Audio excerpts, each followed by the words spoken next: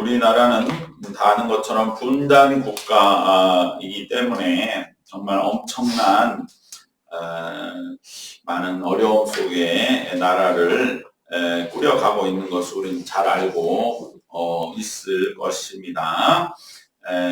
섬나라가 아닌데도 섬나라가 되어서 우리는 참 많은 그러한 나라를 지키고 또 강대국 사이에 힘을 제대로 뭉치지 못하는 서로 싸우느라 힘을 많이 그쪽에 쏟아야 하는 그 어려움들을 항상 힘들어하면서 그것이 우리의 약점이라고 여겨왔는데, 그런데 요즘에 이 방산 산업들이 전 세계의 4위까지 점유율을 높이면서 지금 중동 전쟁이 안타까운 일이긴 하지만 우리나라의 무기들이 정말 각 나라에서 정말 높은 고관들이 와서 막 줄을 설 정도로 방산이 엄청나게 발달을 하고 전투기를 만들고 또 미국의 선박들을 수리하는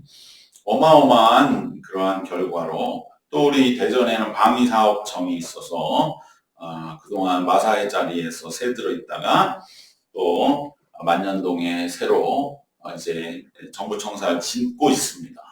그 잔디밭에 지으면서 그러한 방산 산업으로 오히려 이렇게 발전하게 된 건 무슨 이유냐?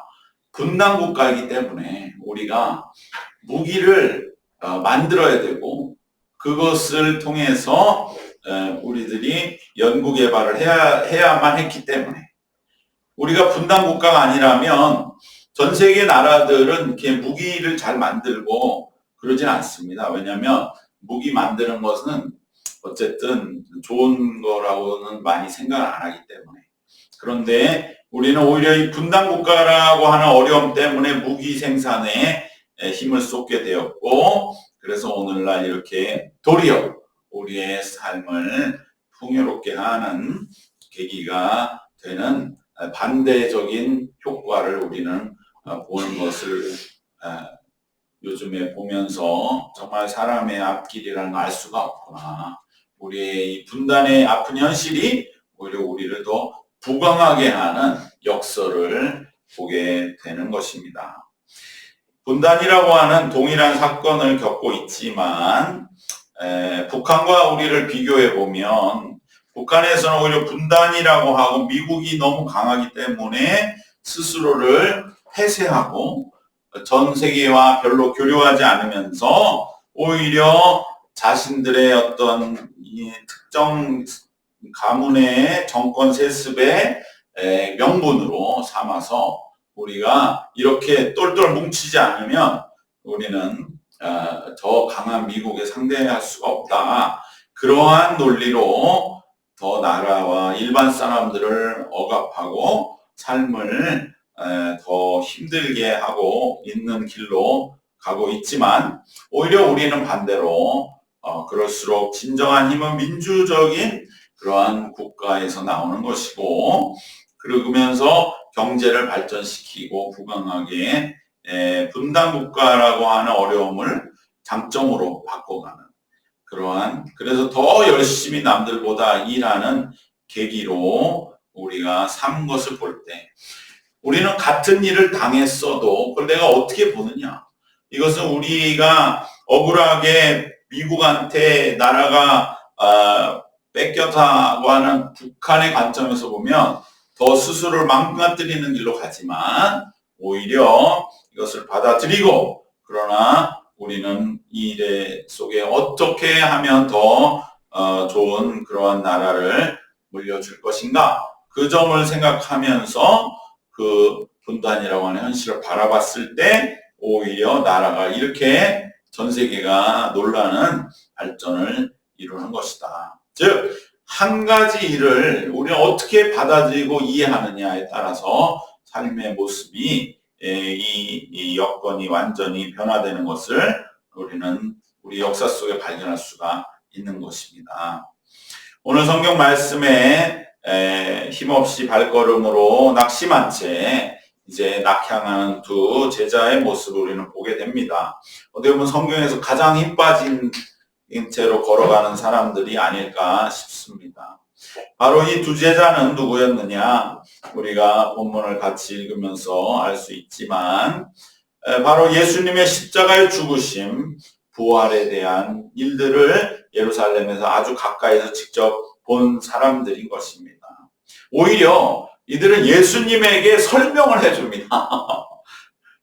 우리가 그냥 이거 문득 넘기면 그냥 이렇게 그런가 보다 하지만 가만히 생각해 보면 예수님의 입장에서 어떠셨을까? 속으로 얼마나 웃음이 나오시고 얼굴에 미소가 번지셨을까? 이 사람들이 예수님에 막 타박을 하거든요.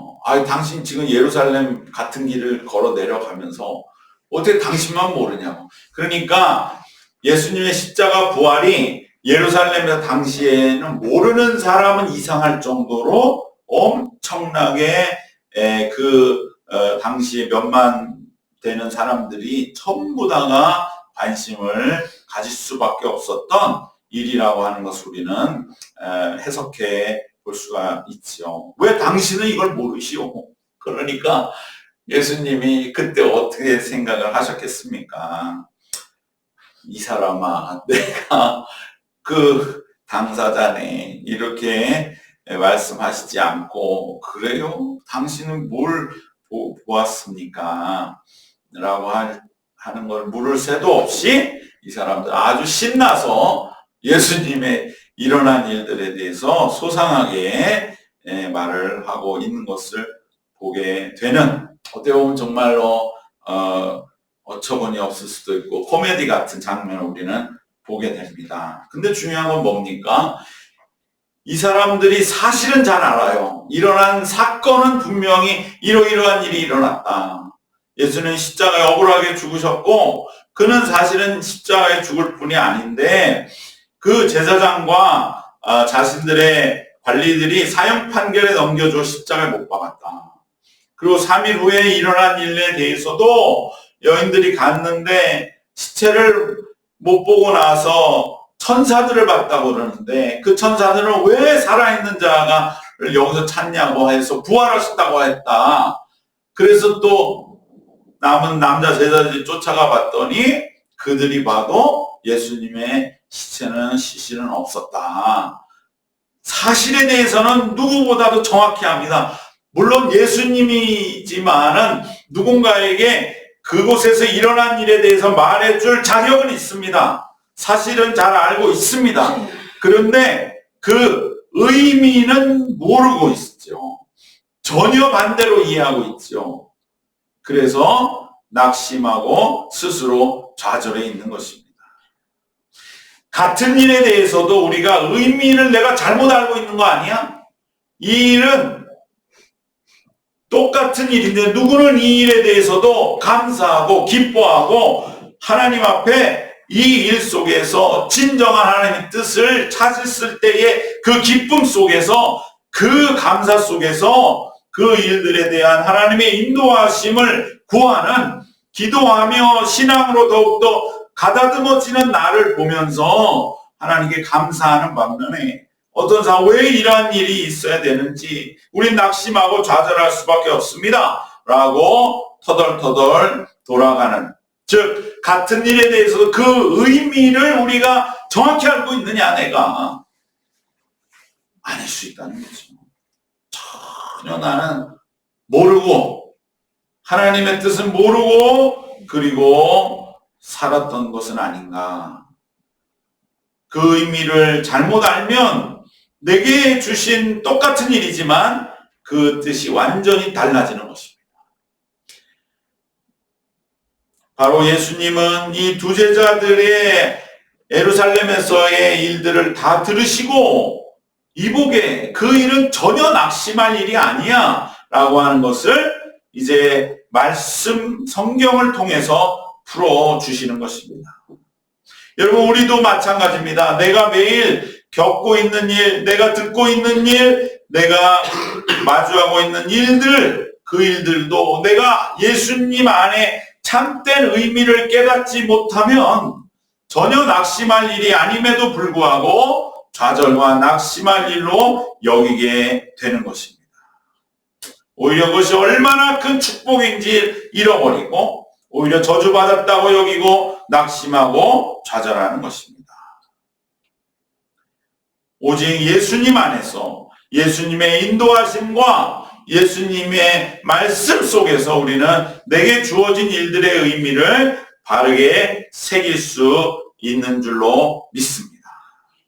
이 두 제자의 모습이 오늘 많은 신앙인들의 모습이 아닌가. 낙심할 이유가 없어요. 오히려 진정한 구원의 역사가 일어났는데 그 일의 껍데기만 보는 거죠. 사건만 보는 거예요. 사실은 알아요. 나도 말할 수 있어. 말할 자격은 있어. 근데 의미는 전혀 거꾸로 이해하고 있는 거예요. 그러면 스스로 낙심하고 좌절하고 그 모습으로 내가 다 안다고 생각하고 알긴 뭘 알아. 예수님은 바로 눈앞에 있는데 하나도 모르는 거죠. 그러기에 낙심하고 있는 거죠.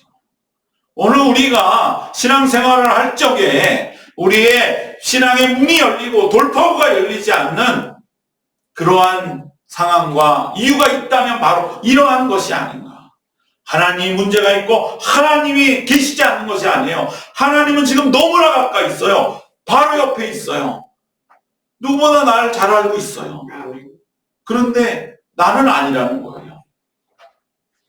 이러한 일은 있어서는 안 된다는 거예요. 이것은 뭔가 잘못된 것이라는 나만의 생각이 여전히 나에게 드리워져 있는 한 우리는 진정으로 이 두 제자의 발걸음 속에 우리가 여전히 반복되고 있는 것은 아닌가.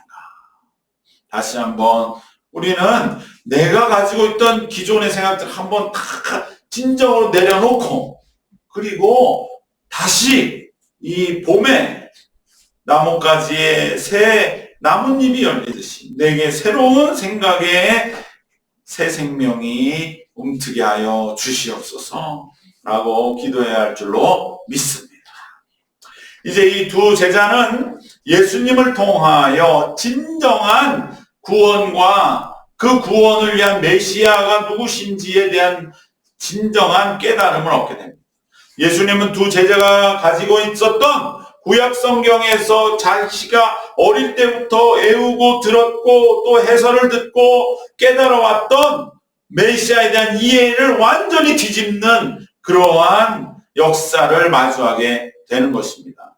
두 제자는 19절에서 자기들이 생각하는 메시아가 누구인지에 대해 정확하게 말하고 요약하고 있습니다. 19절은 이렇게 말하죠. 이르되 무슨 일이냐? 이르시되 무슨 일이냐? 이르되 나사렛 예수의 일이니 그는 하나님과 모든 백성 앞에서 말과 일에 능한 선지자이었다. 즉 예수가 메시아인 것은 말과 일에 하나님과 모든 백성 앞에 능했기 때문이다. 예수님 말씀이 능했고 힘이 있었고 사람을 살렸고 귀신을 내쫓았고 병든자 일으켰다.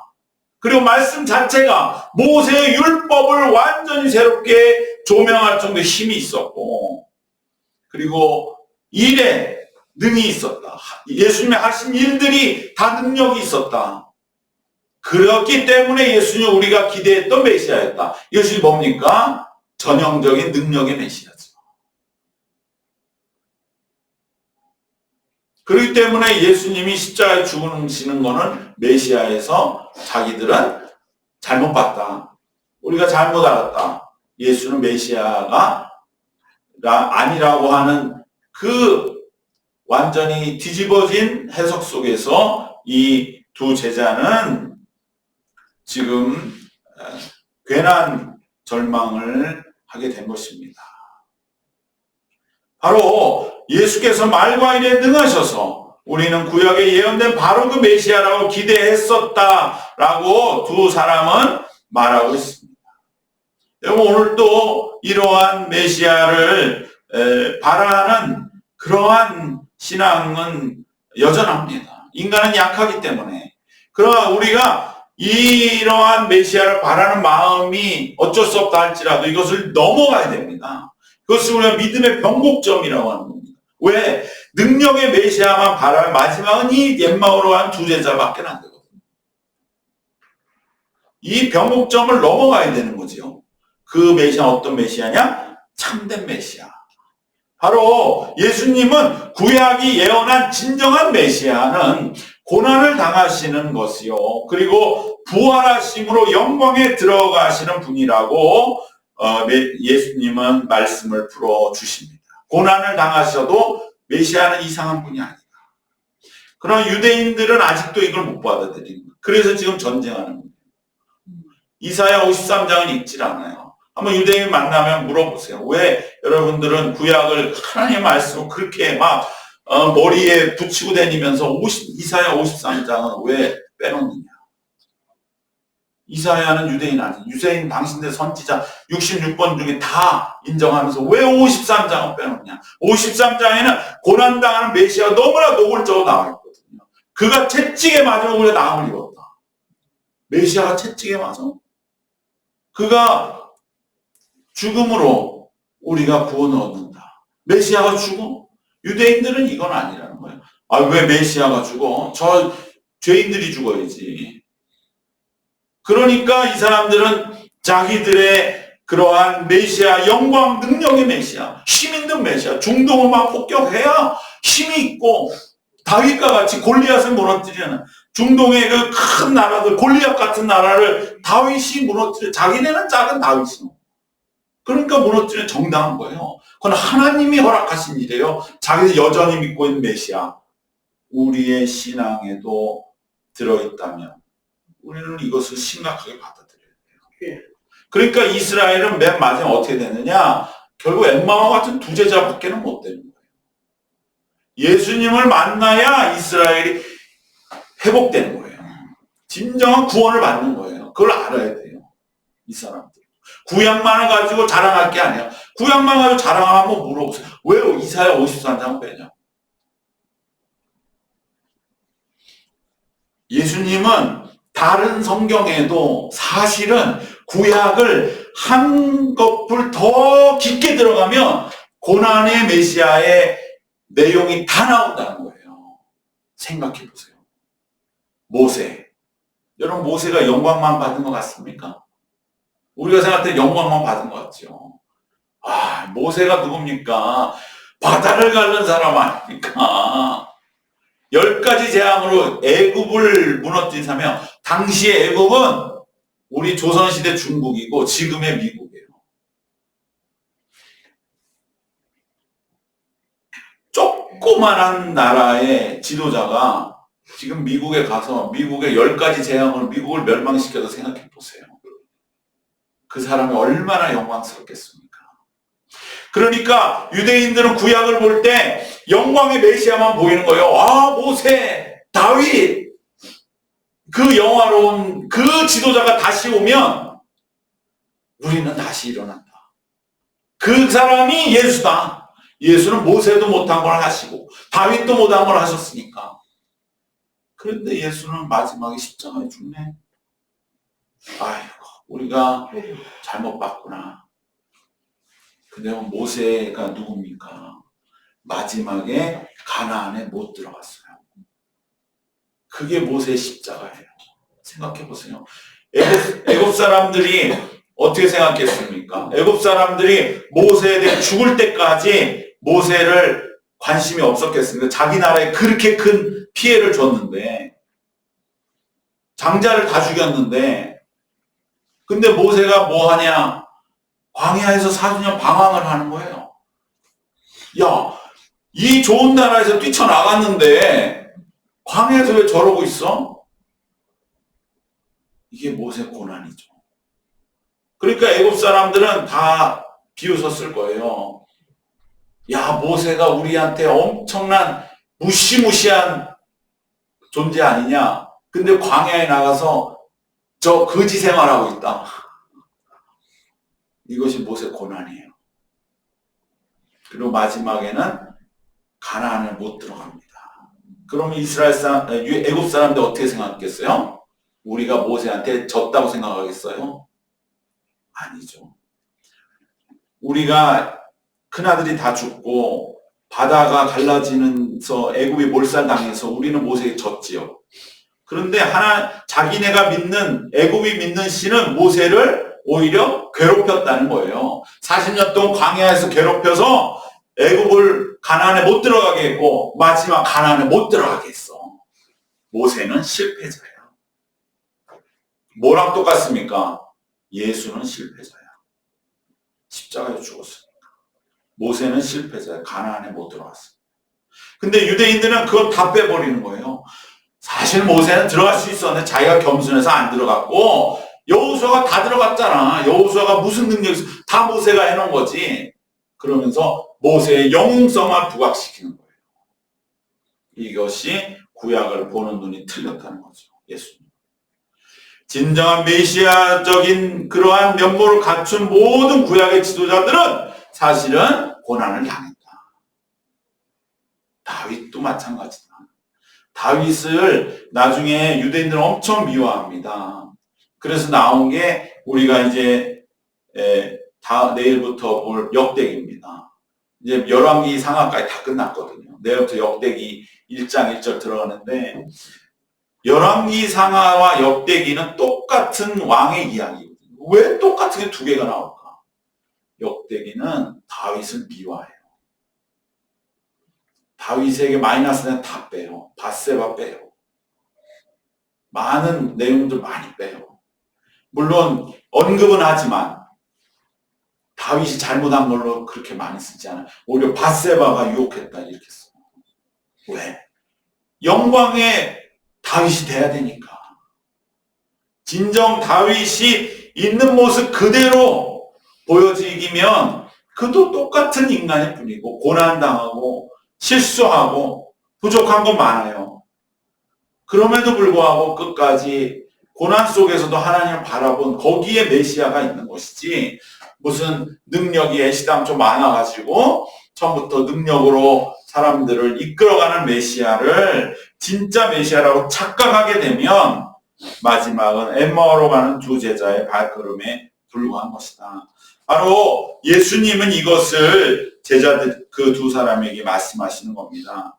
구약에서 예언한 메시아가 이름, 능력이 많고 지도력 있고 오랜 동안 이 땅에서 지도자로 사람들을 이끌어야만 메시아라고 할 수 있는 것처럼 겉으로는 나와 있지만 그러나 진정으로 구약을 한 걸음 더 들어가 보면 오히려 그런 메시아는 모두 실패한 것이다. 왜? 구약 자체가 이스라엘의 마지막 결론 실패였으니까. 이스라엘을 진정으로 구원하지 못했으니까. 그렇기 때문에 이스라엘을 진정으로 구원할 궁극적이고 최종적인 메시아는 될 수 없다. 모세도 탈락이고 다윗도 탈락이라고 결론 짓고 있다고 그렇게 구약을 봐야 한다고 예수님은 말씀하시는 것입니다. 그렇기 때문에 구약의 의미는 참된 메시아에 대한 예언을 하면서 구약은 마감되는 것입니다. 그래서 이사야 53장을 빼놓으면 안 되는 거예요. 이것이 구약의 가장 중요한 결론이거든요. 영광의 메시아는 구원될 수 없다. 오히려 우리와 함께 고난당할 때 여러분 우리가 이걸 충분히 느낄 수 있잖아요. 인간의 두 가지 면이 있어요. 막 굉장히 높은 존재에게는 막 절대 복종하면서 그 밑에서 내가 보호받고 싶은 그 본성이 있죠. 근데 이것은 절대로 나의 주된 본성이 돼서는 안 됩니다. 왜? 사람은 하나님이 자유를 주시니까. 내게 자유를 주시기 위해 예수님이 죽으셨으니까. 그렇기 때문에 우리가 복종하는 그러한 신앙이 아니라 이 말이에요. 복종하는 자는 나중에 제일 먼저 뭐 한다고요? 배신하는 거예요. 그래서 눈앞에서 내 앞에서 막 알짱알짱 된 사람을 조심하는데 그 사람 제일 뒤에 가서 칼 꽂는다는 거예요. 이게 제일 잘 들어야 정치라는 거죠. 신앙도 마찬가지. 우리가 하나님 하면 능력 있으시면 내 앞에 그 앞에 무릎 막 모든 내 인생 다 바칠 것 같죠? 그 하나님이 조금이나 능력 없어 보세요. 조금이나 내 말 안 들어줘 보세요. 제일 먼저 등 돌립니다. 그건 우리가 가야 할 길이 아니에요. 근데도 우리는 약하기 때문에 그런 본능이 있죠. 그러나 진정으로 우리가 정말 내 영혼의 구원을 체험하는 메시아는 누굽니까? 그건 내 고난과 함께 하시는 분이에요. 내 이 모든 고난과 아픔과 외로움과 나의 고독을 함께 해주시는 것. 그분이 진짜 메시아라는 말씀을 이 두 제자가 들을 때 마음이 뜨거워지는 거예요. 왜냐하면 진정한 메시아는 나에게 오면 내 마음이 뜨거워지거든요. 내 마음에서 뭔가 그 전율이 일어나거든요. 높은 데 있는 메시아는 그냥 내가 가서 엎드리는 거예요. 마음이 뜨거워진 게 아니에요. 불교에서 하는 108배가 가짜라는 거예요. 그거는 내 몸을 108번 앉았다 일어났다 맨손 운동 해보세요. 몸이 뜨거워지지. 그렇게 해서 몸이 뜨거워져서 뭐 내가 마음에 평안 없고 이게 아니고 진정한 예수님의 구원, 나의 이 고난을 함께 해주시는 그 예수님 진짜 우리 마음이 만나면 그렇게 몸 안 움직여도 내 마음이 따뜻해지는 거예요. 뜨거워지는 거예요. 내가 찾던 메시아를 나는 그동안 내 인생의 내 약한 부분만을 바라보며 찾았구나. 근데 이것은 나를 점점 더 약하게 만들겠구나. 진정으로 나를 살리고 나를 진정으로 세우고 나에게 주신 자유를 회복시키는 진정한 메시아는 내가 삶의 때로 투쟁과 싸움 속에서 내가 많은 고난 속에 그 외로움 속에 내가 쓰러져 넘어져 죽어갈 때에 나와 함께 해주시고 나를 대신해서 십자가 대신 죽어주시는 그 분이 있구나. 바로 그분을 우리가 만날 때 그때에 이분이야말로 나의 참된 메시아라고 우리들은 진정으로 만나게 되고 바로 그분이 예수님이신 것을 진정 체험하게 되면 그때 우리의 마음은 뜨거워지는 줄로 믿습니다. 참된 메시아는 고난받는 어린 양이요. 그러나 부활하심으로 영광스럽게 최후 승리하시는 메시아이십니다. 이 메시아를 놓치면 구약의 역사는 허무에 불과한 것입니다. 아무리 사람이 발버둥 쳐도 이스라엘이 온 민족이 그 여호와를 위해서 난리를 부려도 실패했기 때문입니다. 진정한 메시아를 구약에서 발견하고 나면 그리고 예수님께 일어난 일을 보면 완전히 이제 우리의 영혼은 뒤집히는 것입니다. 능력의 메시아라면 십자가의 가장 무기력한 죽음으로 모든 것이 다 끝났다고 여긴다 해도 무방하겠지만 능력의 메시아라면 십자가의 죽음은 다 끝났어. 이제는 메시아가 아니었어. 이렇게 여겨도 무방하겠지만 고난과 부활의 참된 메시아라면 십자가의 죽으심은 가장 큰 고난을 대신 겪으신 것이요. 부활의 소식은 죽음마저도 이기신 가장 큰 영광인 것이라고 하는 것을 이제 비로소 제자들은 깨닫고 그들에게 새로운 감격과 마음의 뜨거움이 솟구치지 않을 수가 없었던 것입니다. 두 제자는 참된 메시아에 대한 예수님의 말씀을 들을 때 마음이 따뜻해지는 것을 체험했습니다. 바로 우리에게도 이러한 체험이 있으시기를 축원합니다. 이제 두 제자는 참된 메시아에 대한 말씀을 깨달은 그 감격으로 마음이 뜨거워졌습니다. 그리고 적극적으로 예수님께 동행을 청합니다.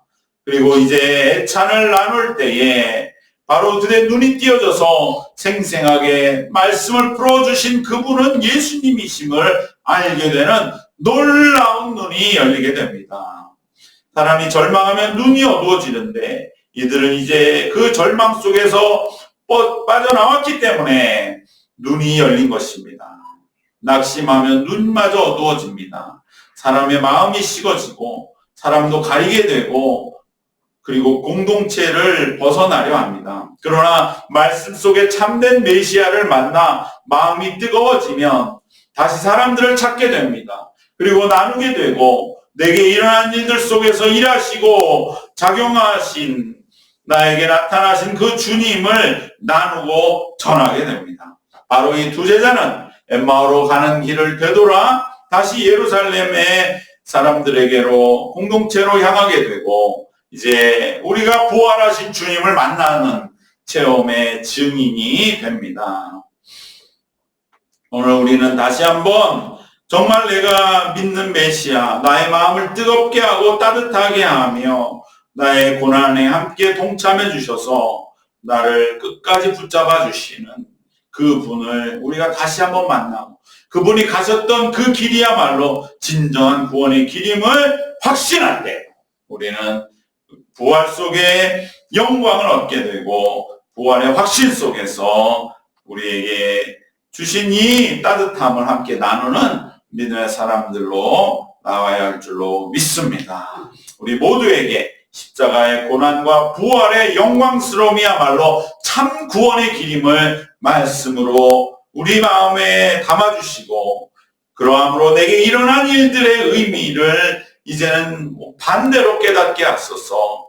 정말로 이것이야말로 진정 예수님을 만나는 길이요, 예수님을 찾게 해주신 길이요, 예수님과 만남으로 내 삶이 이제는 새롭게 변화되고 개척되게 하시는 그러한 예수님의 은혜였음을 우리들이 진정으로 깨닫는, 그리하여 마음이 따뜻해지는 체험이 우리에게 있으심으로 이제 낙심에서 뒤돌아서 따뜻한 마음으로 우리의 삶의 공동체를 향해 나아가는 우리 모든 믿음의 성도님들 되시기를 주님의 이름으로 축원합니다. 기도하겠습니다. 참 좋으신 우리 하나님의 은혜를 감사드립니다.